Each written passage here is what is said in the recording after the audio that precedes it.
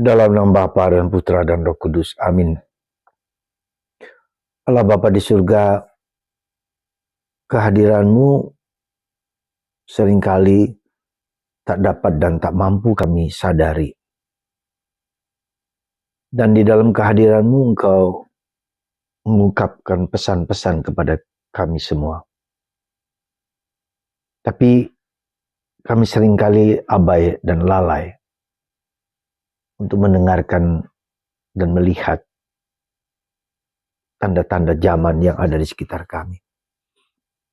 Bantu kami ya Bapa untuk menjadi peka dan tajam terhadap apa yang kami sendiri alami, kami sendiri pikirkan, yang baik maupun yang tidak baik, dan apa yang ada di sekitar kami.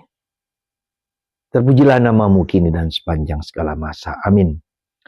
Para saudara, bacaan Injil hari ini bercerita tentang kepekaan kita melihat tanda-tanda alam, tanda-tanda zaman, apa yang ada di sekitar kita.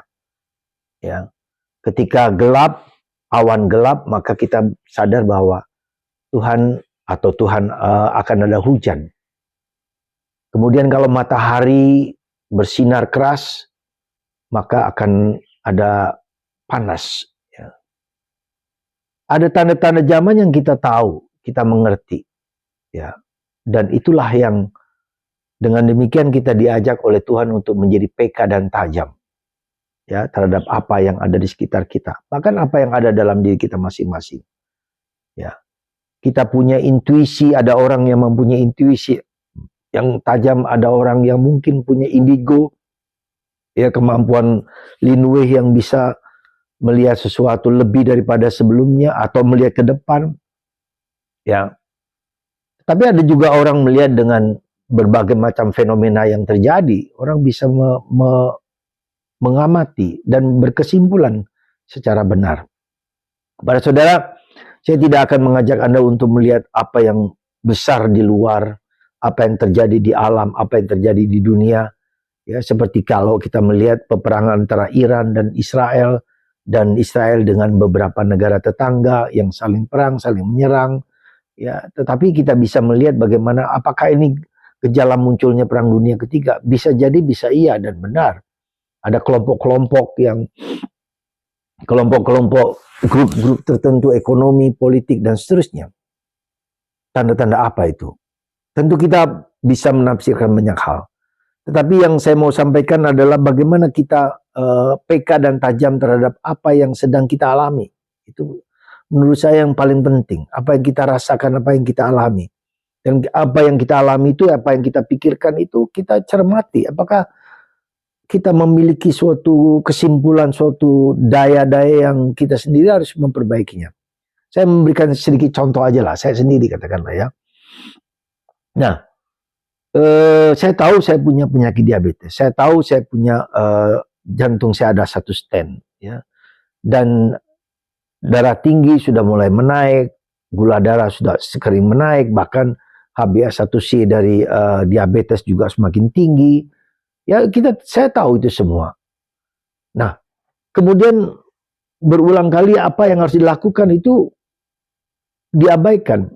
Ya, misalnya saja harus ada olahraga, bukan hanya olahraga jantung, olahraga, tapi juga olahraga otot. Harus ada pakai barbel, gerakan-gerakan tertentu. Itu pertama, olahraga.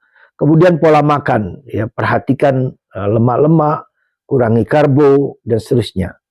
Kemudian yang ketiga adalah pola pikir, ya, tidak stres, tidak berlebih-lebihan, daya tekan diri sendiri. Nah, semua itu sudah kita ketahui di kepala. Tapi lama-kelamaan kemudian muncul kesadaran yang lebih dalam. Begitu tidak enaknya diabetes itu. Apakah bisa sembuh? Lalu apa yang saya lakukan? Saya mencoba dengan penuh kesadaran. Apa yang dilakukan adalah saya mencoba olahraga, jalan kurang lebih 3.000 langkah setiap hari, barbel ringan yang ada untuk gerakan-gerakan tubuh, supaya ototnya menjadi kuat, terjadi metabolisme, mengurangi gula darah. kemudian makannya juga kurangi karbo, lalu kemudian sayuran banyak saya direbus, kurangi goreng-gorengan, kurangi tepung dan seterusnya, dan pola pikir yang sehat gitu loh, yang penuh sukacita. Dan ternyata lebih nikmat juga ketika kita mengetahui pola badan kita yang tidak lagi cocok dengan seperti anak muda, tetapi membutuhkan waktu, membutuhkan lebih sabar terhadap tubuh kita yang sudah mulai aus, sudah mulai kolesterolnya sering tinggi, sering mudah temperamennya juga mulai tinggi dan seterusnya. Gejala-gejala alam dalam tubuh saya ini membuat saya berefleksi dan mengubah cara pikir hidupku menjadi lebih sehat, ya, lebih sadar akan kehidupan. Dan saya kira hal ini itu pun baru tubuh. Belum lagi misalnya kita harus meditasi, kita harus juga hening, kita harus diam, mendengarkan, baca kitab suci dengan penuh iman, bisa merasakan tanda-tanda yang non fisik dan seterusnya. Kita juga sekali mungkin juga perlu puasa, ya, memiliki spiritual kemampuan spiritual itu semakin dipertajam, ya. Nah, itulah yang saya kira perlu dalam hidup kita sehingga kita bisa merasakan ada sesuatu yang tidak beres pada diriku, badanku, ragaku, situasiku. Nah, komunitas menjadi komunitas yang saling mendukung, saling menguatkan, perlu kita sharing, perlu macam-macam. Jadi para saudara, saya kira kita perlu memiliki suatu kepekaan akan tubuh kita sendiri, akan badan kita, akan raga kita, akan komunitas kita, akan keluarga kita, supaya kita bisa memperbaiki apa yang perlu kita perbaiki sejauh kita mampu dan bisa.